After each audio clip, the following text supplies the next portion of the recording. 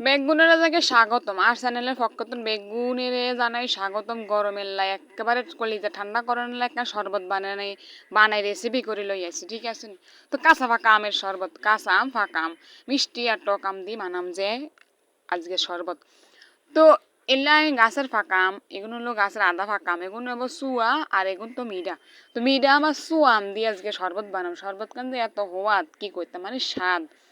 তো এগুলো আমি ব্লেন্ডার করে লই আইছি ব্লেন্ডার করি আনি সুন্দর করে বাটিতে ডালি লইছি তো এগুলো এখন প্রসেসিং করানোর ফালা কত কিছু দেওয়ান লাগে যে শরবতে না কিচ্ছু না ওটা ঘরের ভিতর দুই একখান উপকরণ দিয়ে আই আজকে সুন্দর করে একটা শরবত বানাই ফেললুম তো শরবতে নুন দিয়ে নুন দের ভিতরে একটন বেশি গুণ তো চিনি চিনি আনে খাইলে দিবেন না খাইলে দিবেন না ইচ্ছা দুই তিনটা লেবু পাতা দিয়ে দিবেন এবার একটা শুকনো মরিচের টালি নুন দিই ফাটাই ফিসি নিয়ে আসছি যে এটা দিলে একটু ফ্লেভারটা একটু বেশি স্ট্রং হয়ে যায় লেবুর রস আর লেবু পাতা এবং শুকনো মরিচের নুন দিয়ে ফাটাই ফিসি নিয়ে আসি দিছি আপনি বিট লবণ ছেলে দিতে পারেন আপনার ইচ্ছে এইভাবে বানাইছি বিট লবণ দিয়েও খাই দেখছি এমনি একটু বেশি স্বাদ হয় ঘরের উপকরণ দিয়ে বানাইলে আসলে জিনিসপত্রের ভিতরে একটা আলাদা স্বাদ থাকে ভালোবাসা তাই মমতা থাকে তো ঘরের উপকরণ দিয়ে বানানোর পর এটা আমি ঠান্ডা পানি ডালি দিয়ে একেবারে এক বাটি করে লিম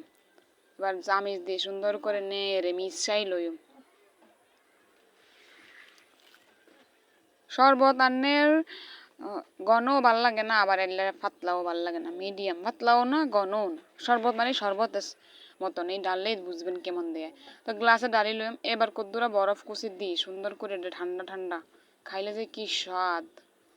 তো কতগুলা বরফ কুচি দিছি এবার একটা লেবু কাটি লইছি লেবু দিয়ে একটু সুন্দর করে ডেকোরেশন পরিবেশন করেছি এবার মই মোর শাশুড়ি আম্মারে দিমু টেস্ট করার জন্য বুঝছেন